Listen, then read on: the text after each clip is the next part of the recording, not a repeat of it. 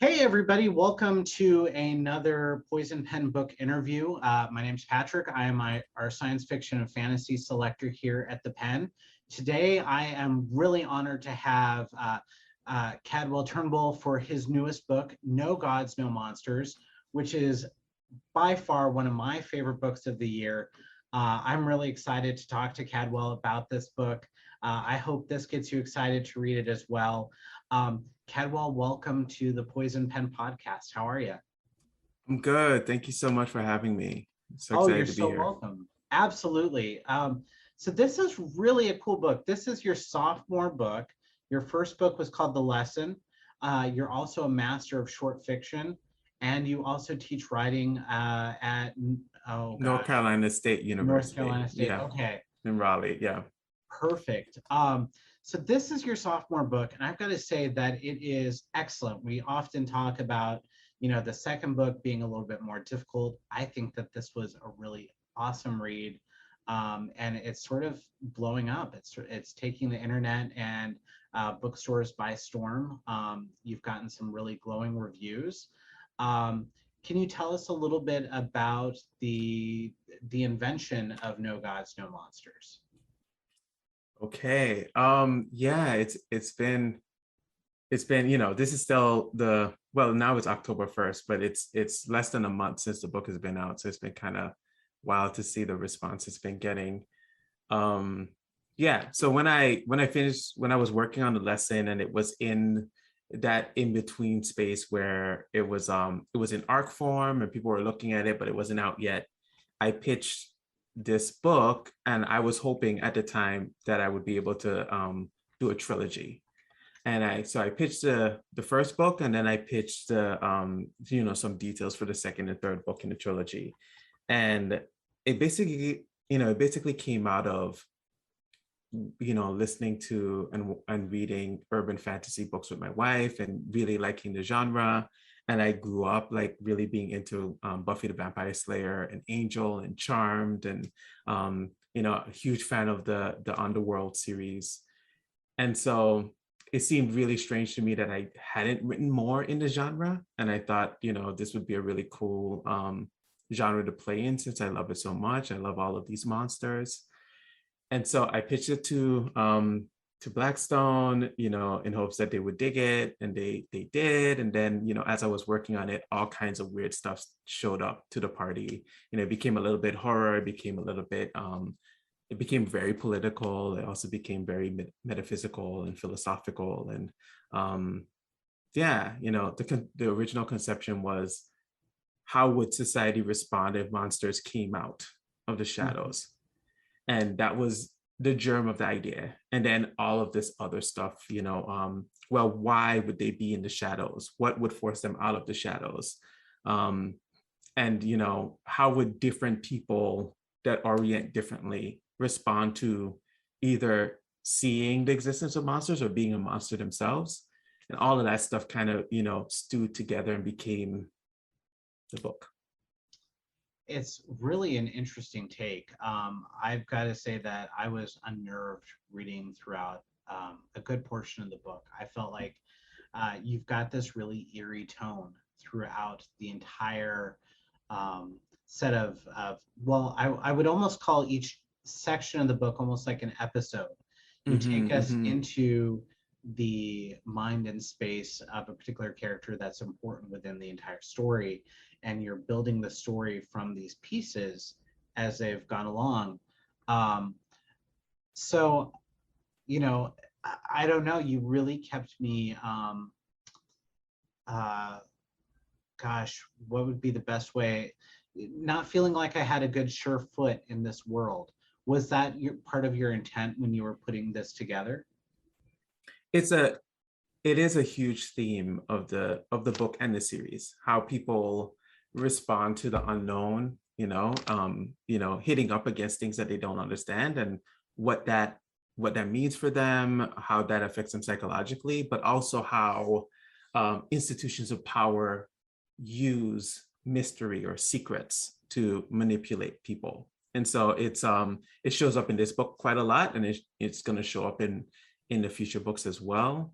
um yeah, it was one of those things that, you know, when I started thinking about, well, what would be the circumstances that would create this sort of thing where monsters would be unknown and then suddenly known, it seemed to me that there would be like a really vast underground, you know, like there would be a world beneath the world that we know that would allow this to happen. And so exploring that and using that in a bunch of different interesting ways was, you know, a big part of the project.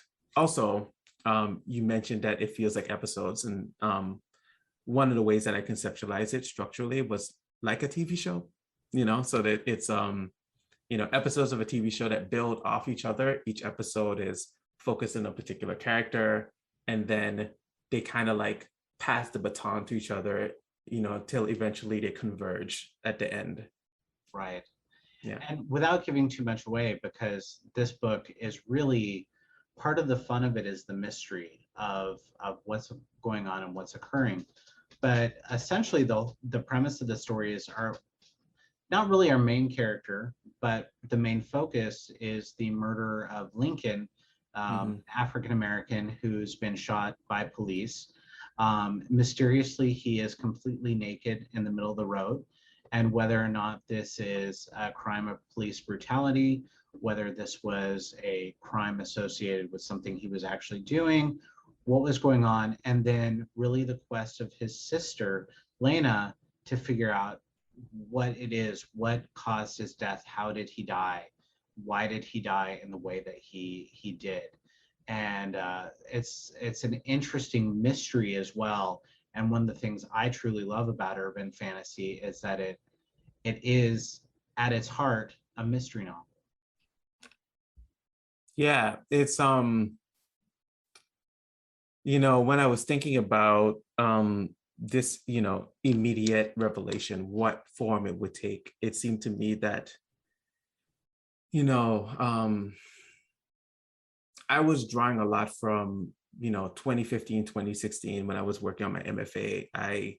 There was like a string of police brutality videos that came out, and I got really caught up in it. You know, I would go online and talk to people and try to get them to understand that this was a serious problem. And it feels like this happens, maybe it's not every decade, but every 4 or 5 years in waves, where there will just be a lot of these incidents.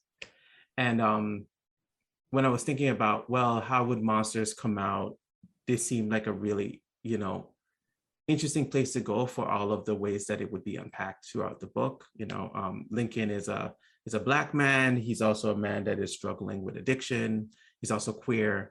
And so it seemed to me like in some ways, it would be a way to talk about how we frame people, and how those framings become complicated over time. Like Lincoln's story grows and grows through the people that he interacts with and through their memories of him.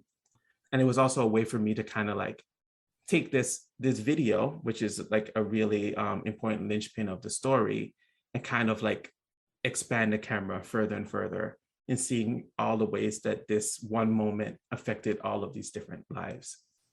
Exactly. And one of the things that I really appreciated about the book is that you went into this novel is incredibly complex, and it's hard not.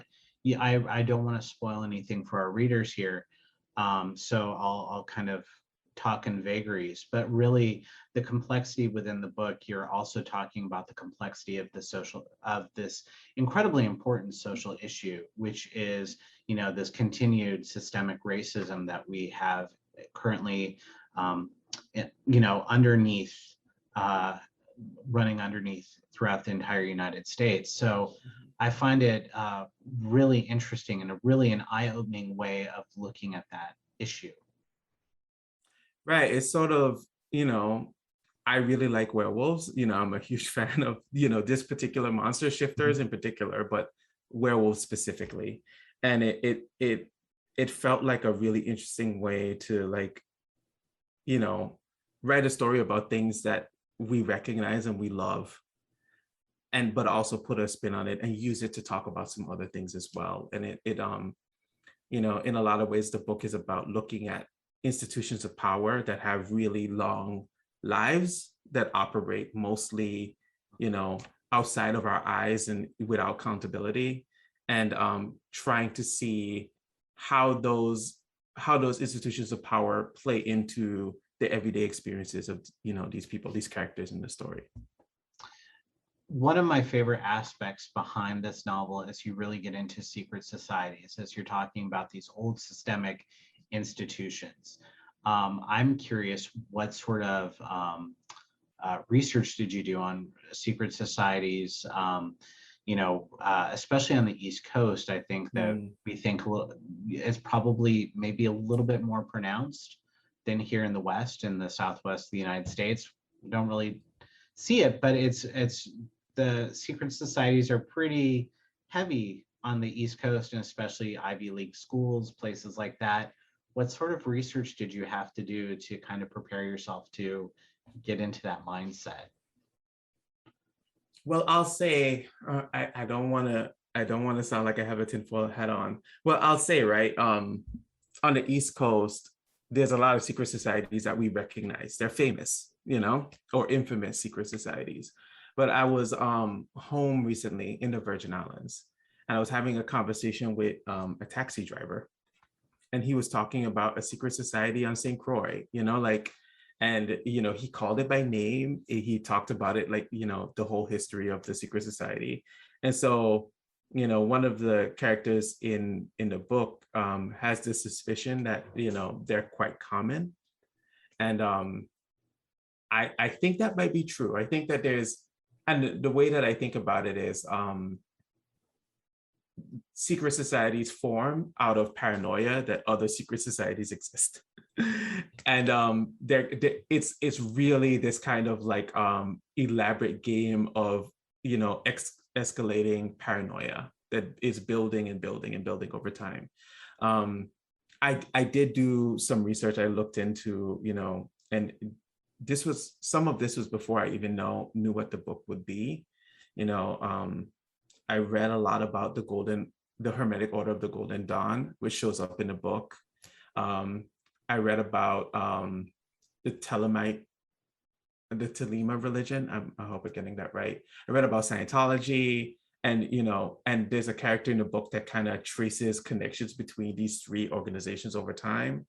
And those organizations do have those like connections. It's strange. It's kind of like I don't know, 6 Degrees of Kevin Bacon. It's a game you could play with secret societies. But really what I was interested in is like using that concept, because there's secret societies as they exist in the real world, which are kind of, I would say, mostly benign. I don't know. I can't say for sure. And then there's the trope of secret societies that, exist through media, which is much more nefarious. Who knows? That might be closer to real life than we know. But playing those things against each other and seeing what would happen, it was just really fun. And I'll say this, I read a number of academic papers from a particular academic. I think his name is Max Martin. Is that right? I'm not sure. But he wrote about both secret societies and cooperatives, and I'm really interested in cooperatives.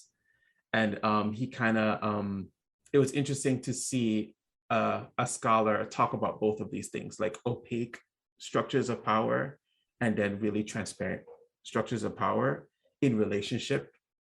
And so I have a character in a book that kind of makes comparisons between cooperatives and secret societies as kind of like flip sides of the same coin. Yeah, I mean, it's really unnerving to think that there are groups out there that exist. I mean, we think about things like, colleges and universities have fraternities, and in a way they're a brotherhood or secret society, but this is going deeper and further, and whether or not they have connections of power. Certainly in this, there's also worship of monsters, Right. which is really, really interesting and always a good sort of foil within the book. When you're talking about some of these really interesting secret societies, I always think of Aleister Crowley, a very strange English occultist And I think, gosh, I've got to say, I love Ghost Adventures. Mm-hmm. And they did a tour one time of one of his supposed caverns that he did, and I always enjoy watching those shows and getting a little spooked out. He Did you shows have up a a lot. He shows up a lot in I'm working on the second book right now, and he's a figure in it. And he's connected to the Hermetic Order of the Golden Dawn. He's connected to weirdly Scientology, and then he's connected to this Telamite religion. And so it's he's this kind of figure that kind of crosses all of these different societies. And there's a character that's a perspective character in the second book, Margie Cameron, who is referred to in the first book.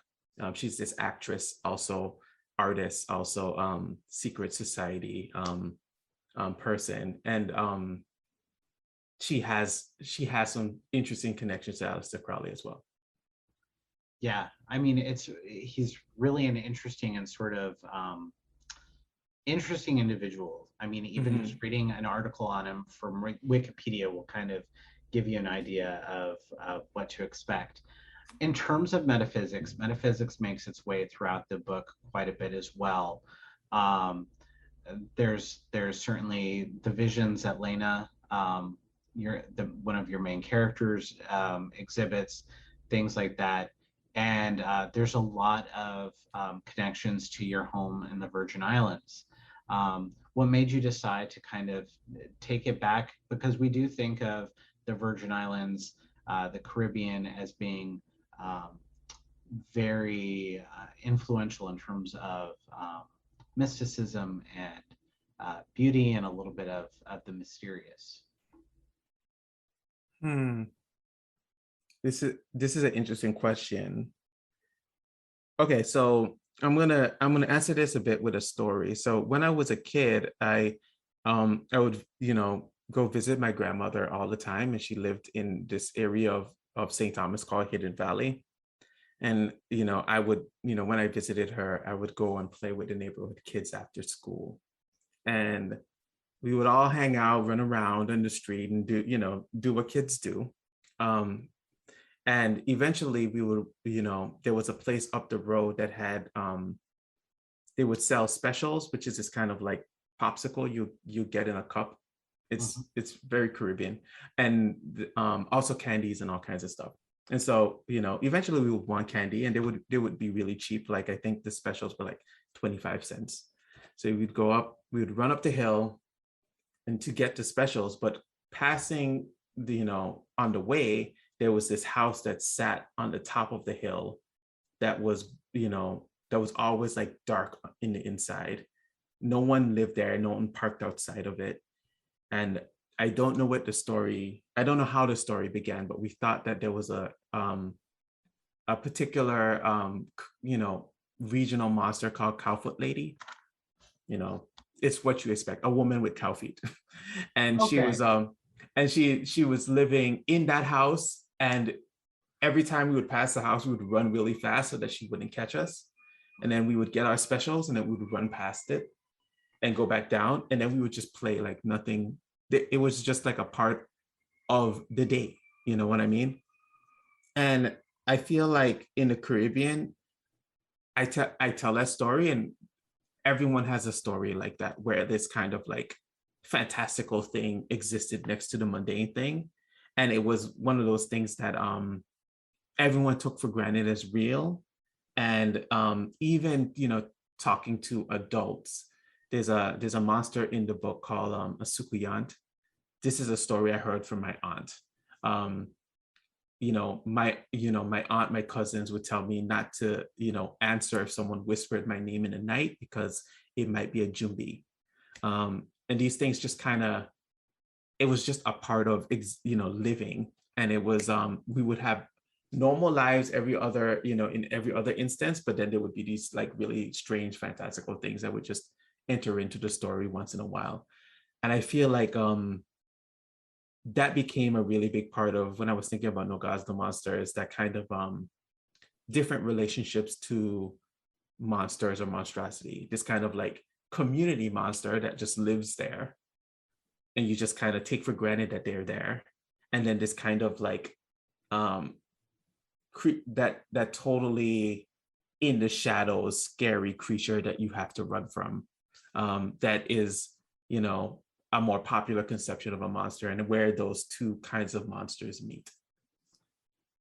It's so interesting because, you know, we really do have regional monsters or regional mysteries, so to speak. I mean, here in the Southwest, we have the Chupacabra, the Right, yeah. Skinwalker, and also La Llorona, the crying woman, the woman who lost her child. And if you hear her spirit crying by the stream, don't go near it because she'll drown you. I mean, there's, you know, the Southwest really is filled with also with some of these mysteries and these monsters and these regional regional beliefs. And it's just fascinating because you know, fiction does such a good job of bringing these kind of myths and legends to life. And that's one of the things I really loved about No Gods, No Monsters is you really brought these characters to life. You really brought them also with a strong level of complexity. It isn't, this book isn't your slasher horror.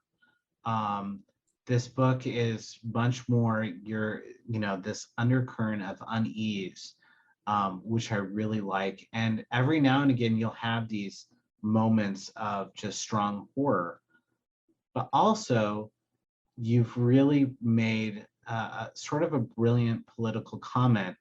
And so I'm curious in that regards, why do you think it is that horror, and I'm thinking like science fiction, fantasy, and horror today is really touching on these incredibly important social issues and explaining them so well. And so I'm really curious, why do you think that is? It's a really good question. I think that horror does a really good job, strangely, of representing the kinds of anxieties that marginalized people experience on the regular, right? It's why it lends so well to, you know, having like a political reading. I don't, there was just a recent, you know, remake of Candyman, and but I So remember, yeah, go ahead. I was just gonna say, I saw it with a bunch of friends, and I mean, it was a great social commentary. Mm-hmm. I have not watched the remake, but I remember watching the original when I was a kid, and it has scared me ever since. And I've been afraid to rewatch that movie, you know, because it's something about it was so visceral. And I just think that there's this kind of like, I don't know, like we were talking about police brutality earlier.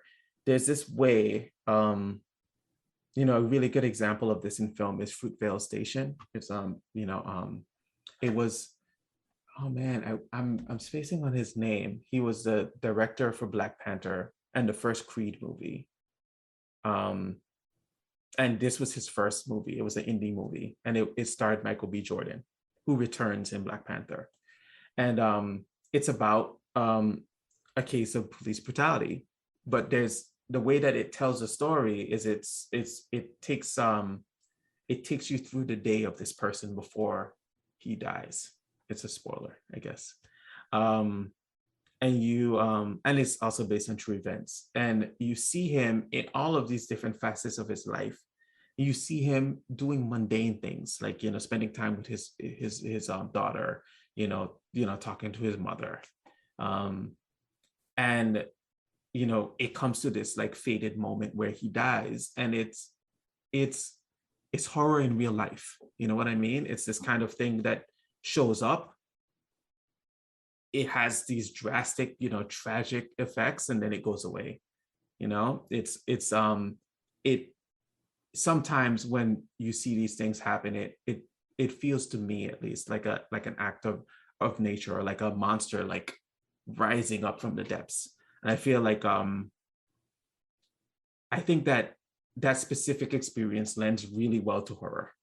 You know, it's like taking that thing that feels very monstrous that just shows up in people's lives and turning it into a monster. Mhm. I also think our readership tends to be more diverse and hopefully more willing to accept diversity within their fiction, which I think is really something to be said. Um, there's been some really great books. N.K. Jemisin's The City We Became, I thought was particularly brilliant last year. Tasman Muir also wrote Gideon the Ninth and Gideon the Ninth, which I yeah, really liked, which was and Harold and is it Harold the Ninth as well? Harrow the Ninth and Gideon the Ninth. Yeah. Yes, right. Yeah. Lesbian necromancers in space. I mean, So dope. it's real. They're really cool books. I And still I think haven't read Harrow, but she's an incredible writer. Gideon is a cool book. I think that was one of my favorite. And it was a surprise. We do a Sci Friday book club, and so we try to pick books that were nominated during the current year for the Hugo and the Nebula, at least a couple of them each year. And so we read Gideon the Ninth, and I was really impressed with that. I think that it's becoming such a neat way of bringing in diversity and discussing, and this is the wrong word that I'm going to use, and I apologize in advance, but normalizing the minority. And I think that that's really important because I think that we're all humans. We all are trying to grow. We're trying to be better. And I think that it's a cool way of bringing in diversity into our lives. And I think that that's part of what's really cool about horror and science fiction right now is they're doing, I think, a really good job of it. Right.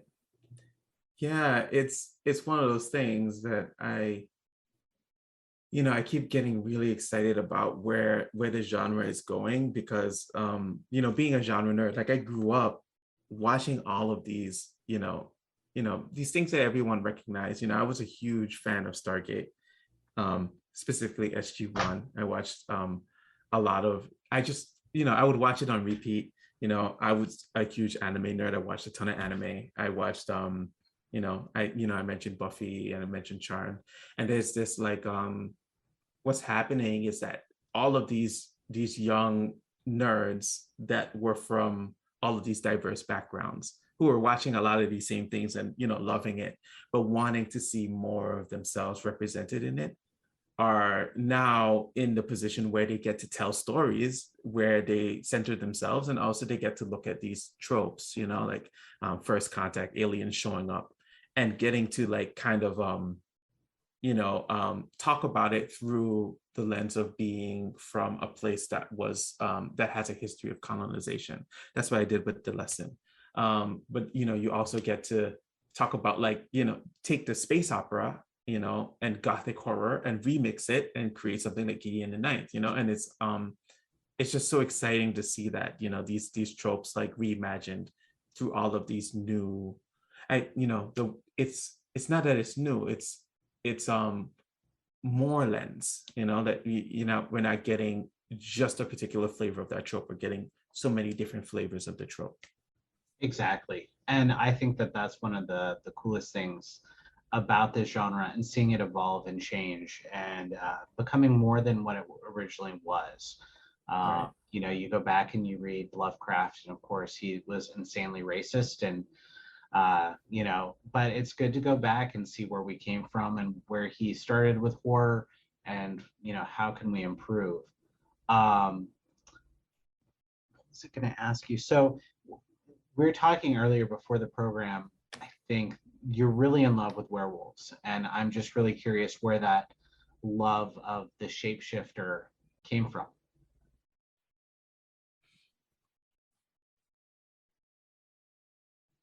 I think, you know what, this is a question I don't know the answer to. Okay, so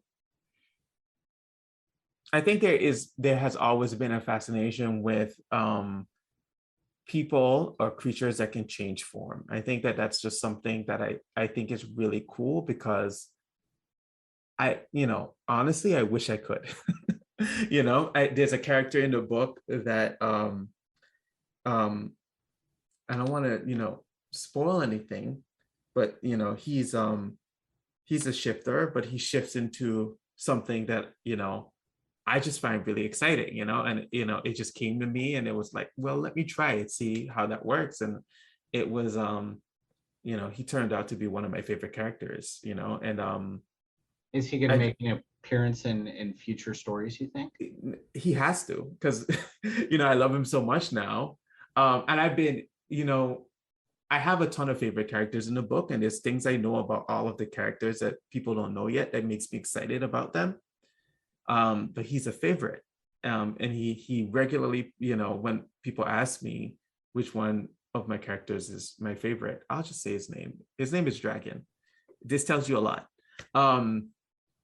And I'll just get really excited when people say that Dragon is their favorite character, because he is also my favorite, and I want nothing but good things for him. And he has his own narrative arc through the 3 books that I'm working on within this universe. But yeah, I think it's a fascination. I think I also, watched a lot of really good werewolf movies at an impressionable age, or maybe not good. Maybe they were bad, but I loved them anyway. So like American Werewolf in Paris is a movie that I remember from being a kid that I just loved. There's a Jack Nicholson movie called Wolf that I just absolutely love. Oh, that's a good movie. It is. It really is. It's Jack Nicholson and Michelle Pfeiffer. It's incredible. I think I watched it, maybe a few years ago. I think it, no movie ages perfectly, but I think it ages really well. And then, Underworld was one of those movies that just ignited this kind of fascination with me as a kid. This idea that there's this like ancient battle between vampires and werewolves. That's just fun. And, I think it definitely influenced the book in some way. It had to. It's just like, watching really good media or media that I loved. And then also just being really fascinated with this idea of being able to shift forms. And I'm sure there's something deeper there that I'll think about after we talk. Absolutely. One of the cool things though about your book, No Gods, No Monsters, is that you're pulling from kind of our classic monsters, things that go bump in the night, secret societies, but you're really making it your own. And I think that that's incredibly difficult to do. How did you ensure that, the story that you were telling maintained a level of authenticity rather than kind of copying what everybody else has done? It was a happy accident, I think. So the werewolves are, we recognize werewolves from pop culture.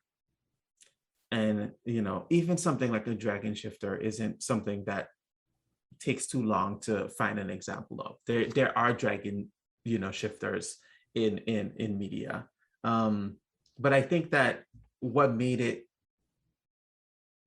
interesting to me, or how I found my way into it in a way that was different than, other things that I, quite enjoy, was, I've sort of, and it's one of those weird things that feels like as it was happening, I had no idea how useful it would be. It just kind of became useful over time. I was developing a cosmology in my head since I was in undergrad, just building these, I had like pages and pages of like lineages of gods and, all kinds of cosmic beings. And, I just was fascinated with the idea of divinity, but also like divinity that kind of, I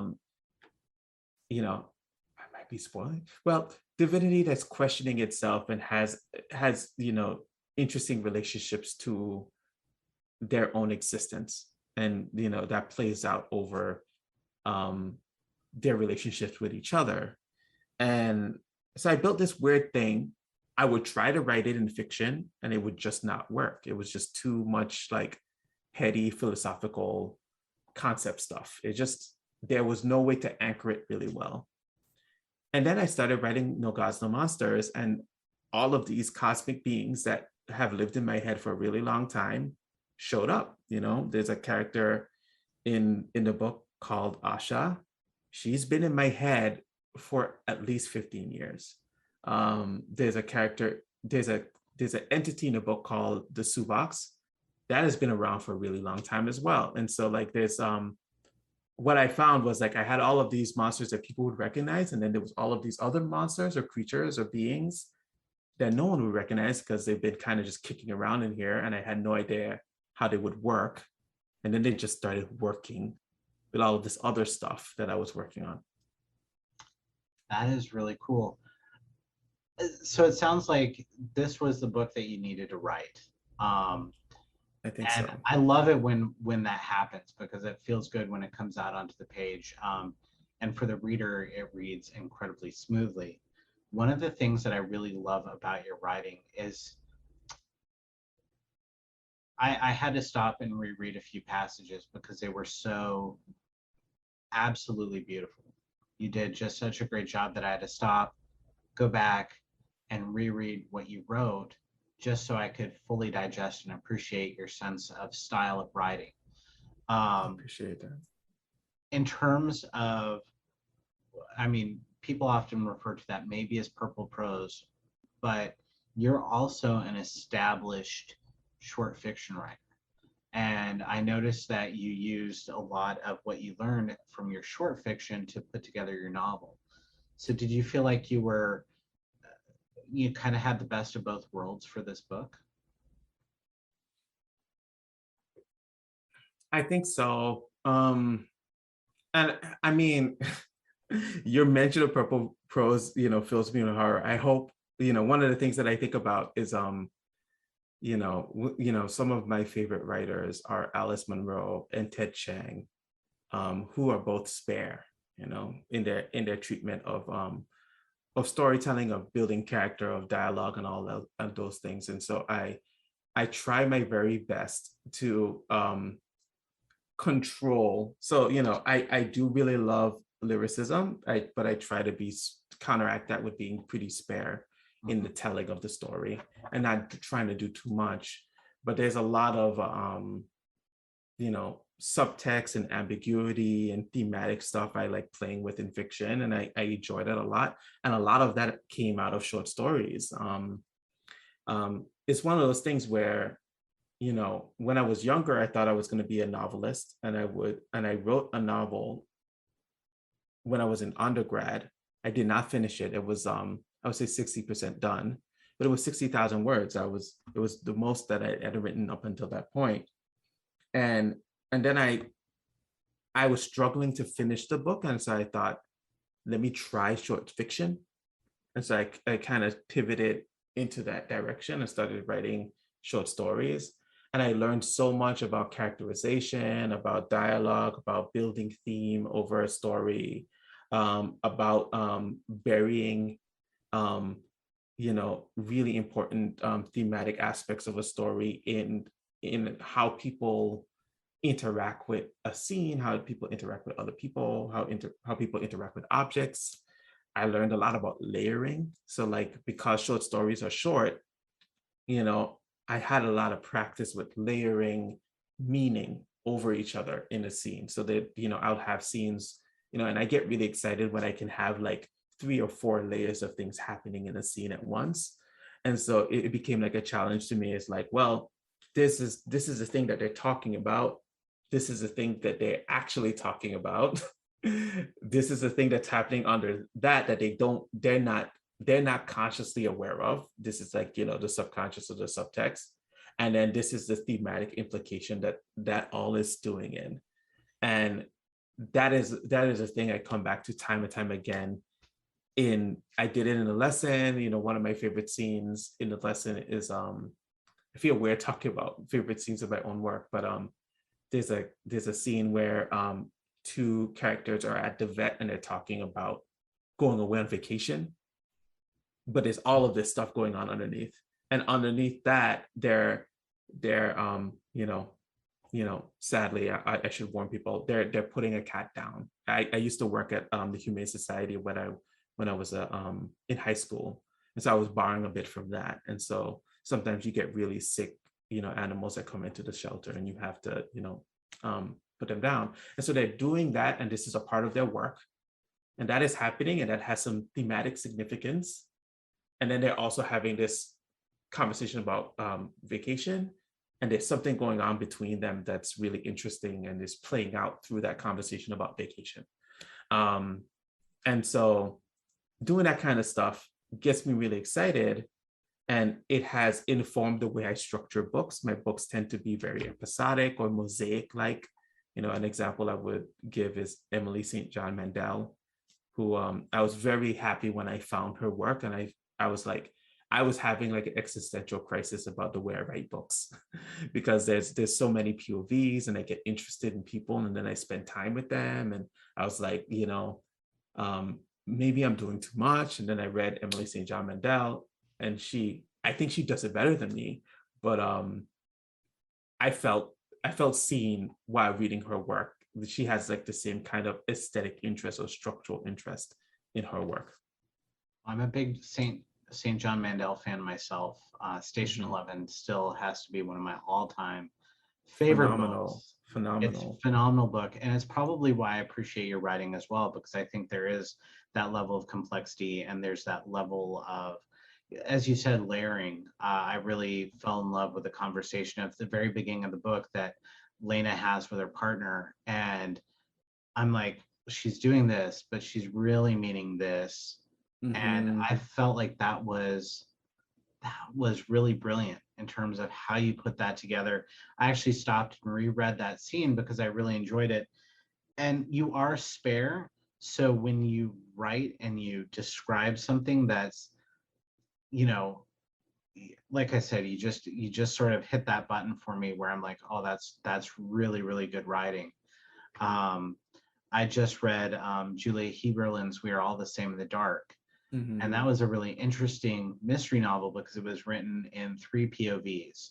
And so we had one character for the first third of the book, and then another character second, third. And I've got to say, I think that's a soft spot because I've got to say that's probably my favorite mystery novel that I've read this year. Who are your most influential authors? Who do you go back to? You talked about St. John Mandel. Do you have any others that you like to refer back to or study from?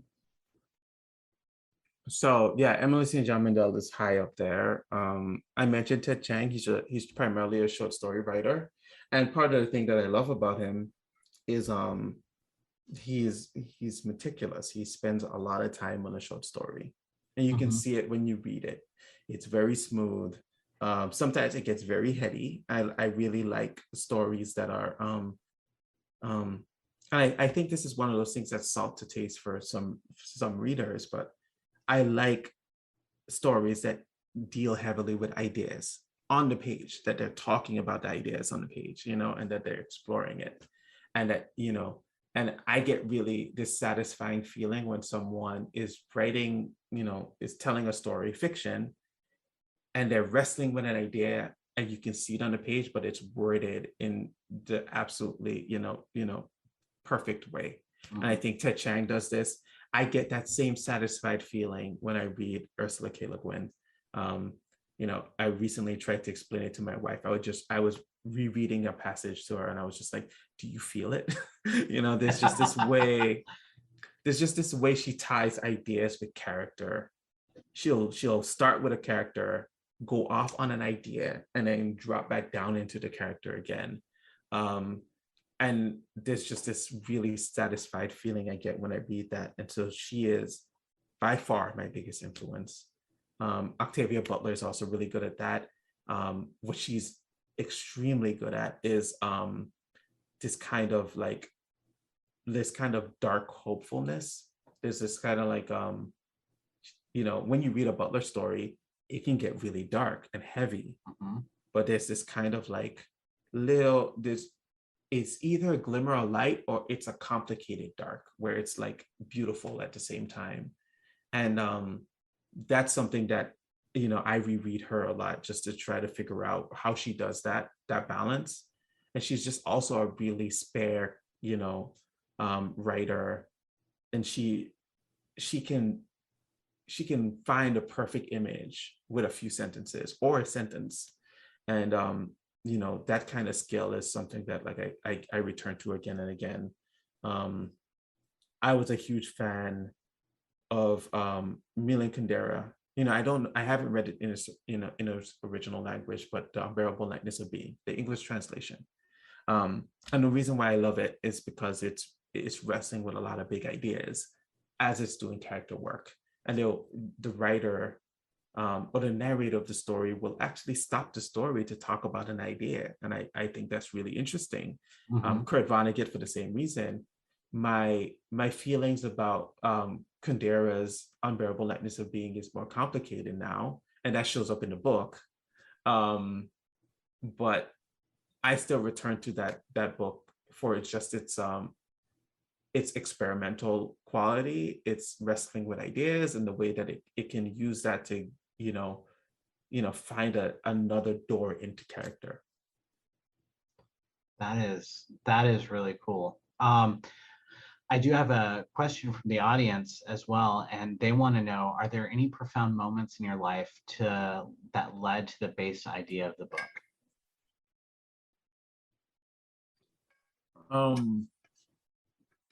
It's heavy. So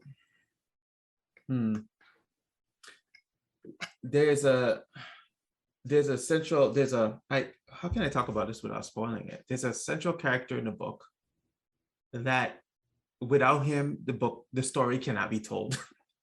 And he has a very complicated relationship with a brother, similar to Lena, who also has a complicated relationship to her brother for much the same reason. And that is heavily borrowed from a complicated relationship in my own life that I've worked through over decades. It's being really close to someone that's struggling with addiction, trying to parse out who that person is independent of the thing that they've been caught up in, and trying to reconcile that image against the things that they struggle with and how that manifests in their life. So there's a few scenes where Lena is talking to Lincoln, and they happen in flashback, and Lincoln in those scenes can be like really brutal. There is a justification for it in the narrative. He can be mean, and hurtful. But that's only a part of his personality, and part of the story is like trying to like bring out through his interactions with other people when he was sober, another story of Lincoln, who is, his whole self, because he can be his whole self, because he's moved past this thing that has ensnared him for so long. And so that is definitely something that I've been working through as a person. There's a really powerful scene at the very beginning of the book, so I'm not spoiling anything, where Lena, as a younger woman, is going in and she sees her brother Lincoln, really, really stoned. And she's trying to get him out of that situation, and he just gets up, turns to her, snorts some sort of drug, I'm assuming coke, and basically says, I'm here and I'm going to do what I'm going to do. So and it was a really brutal scene, but it was a really complicated scene because it is the sort of scene that is incredibly believable between two siblings. Somebody that you could clearly tell that she loved her brother, but at the same time, he was using in order to deal with something that occurs in his past.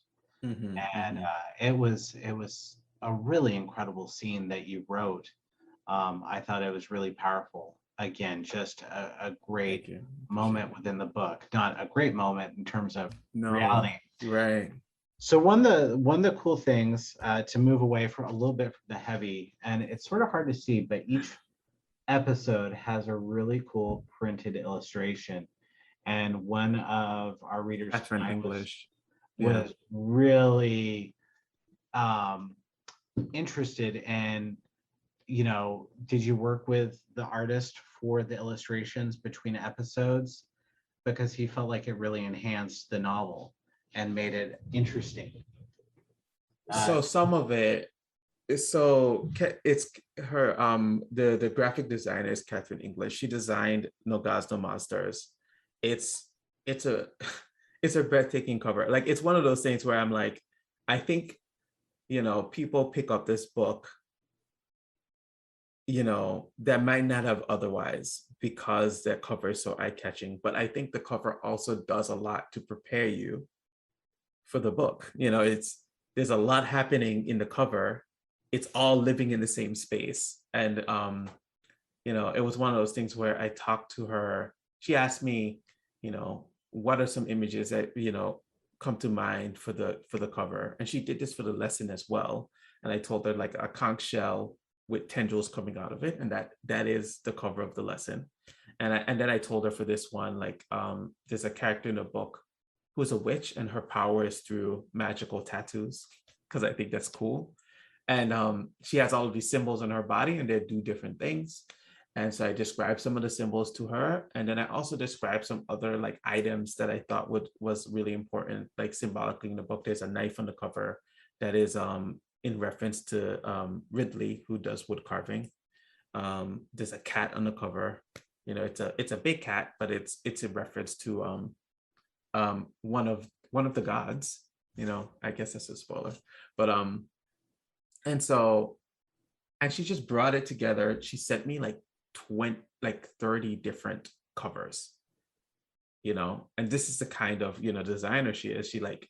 She put a lot of effort into each cover. They were all fantastic, and it was incredibly hard to pick one.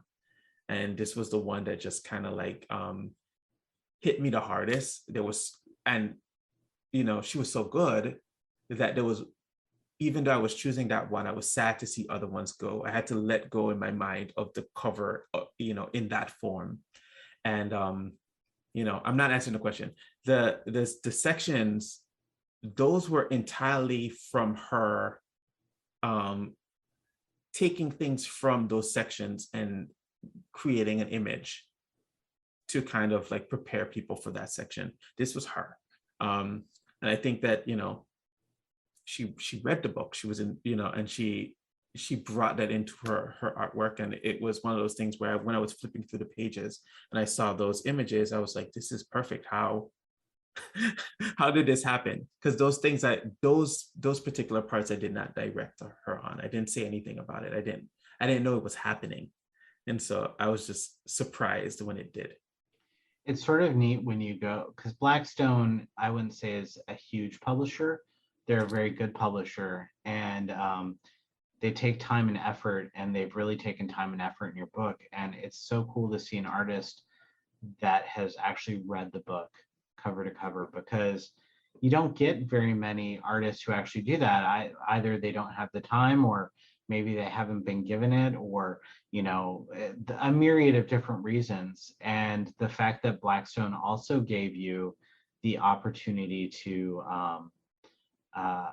have input into your cover as well really is testament, because we hear a lot of writers who said, clearly the artist and the didn't read my book, and it's an okay cover, but it has nothing to do with the story or the plot.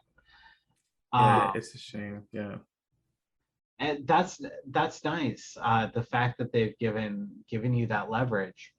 You have signed quite a few books for us, which is nice, and I think our store owner may have put in another order for more books, because I just got them today. Yeah. They expect them shortly. I just when I came home and the guy was bringing the box to the door, and I was like, I think that's some Poison Pen books that I have to sign. So yeah. What's really nice, I mean, I think we're all really enthusiastic about it, and I'm shouting this book from the rooftops, because I think everybody should read it. It has something for everybody, and I like the fact that you get dark without getting, like you said, there's a glimmer of hope, very similar to Octavia Butler. And I was excited that you mentioned her, because she's really having a resurgence at the moment. I have a hard time keeping her books on shelf, which makes me really happy. Fantastic. She deserves she deserves that as well. So Caldwell, what you're talking about a second book, really, that we're going to be doing a full trilogy. So you're signed for a full trilogy on this? I am. It's called the Convergence Saga, and that name, we went through a bunch of names for what this series would be called. Originally, it was called No Gods, No Monsters, um, and the title of No Gods, No Monsters of book one of No Gods, No Monsters. You know what I mean? But we talked about giving the series a name that was distinct from the original book, and Convergence Saga, was the favorite. There were some other ones that I think gave too much away, but Convergence Saga, I think, prepares people for what the story is about. It's in a lot of ways, the story is about community and community finding itself. And so over the course of the series, the community, I don't want to spoil this book, but you're starting to see a community building, but they're still kind of separated. And so the books are about them finding each other. And it's also about, one thing we haven't talked about yet is there's quite a lot of like cosmic stuff happening, and it's a convergence of like cosmic events. And so We Are the Crisis is the second book. They're all kind of based on like political slogans, like radical slogans. So No Gods, No Monsters, No Gods, No Masters, We Are the Crisis. And then the last book is A Ruin, Great and Free. And they're all, telling the story of human beings, monsters, and gods. That I don't know. I'm excited now to read all three of them, and I'm hoping that you'll be coming back to talk about books 2 and 3 as they release, because I'd love to. We really, really love these books, and I've got to say, you're a talented writer. And thank you so much. So, for those of you who want to support the Poison Pen, our podcast, etc., just a quick, brief commercial. You can order directly from the bookstore or go to poisonpen.com. We're more than glad to send you Cadwell's new book. So there's that. But if you don't buy from us, buy from any bookstore, because we wouldn't be around, authors wouldn't be around without your support. So that, I think, is the more important thing. Cadwell, thank you so much. I mean, this has been a really full hour, and I really appreciate you taking the time. I'm sure it's super late where you're at. You're East Coast, so it's about 10 o'clock. Yeah, but this has been great. Great questions. I'm just so honored, that you wanted to talk to me. So thank you so much. You're so welcome. Absolutely. And everybody have a great night. We will be seeing you sometime next year. Take care, guys. Hello. We hope you're enjoying our programs and podcasts with authors. We'd like to expand them, and your help would be appreciated. Please make a donation at poisonedpenfoundation.org. 100% of the proceeds will go to help connect authors with readers in this difficult time. Thank you.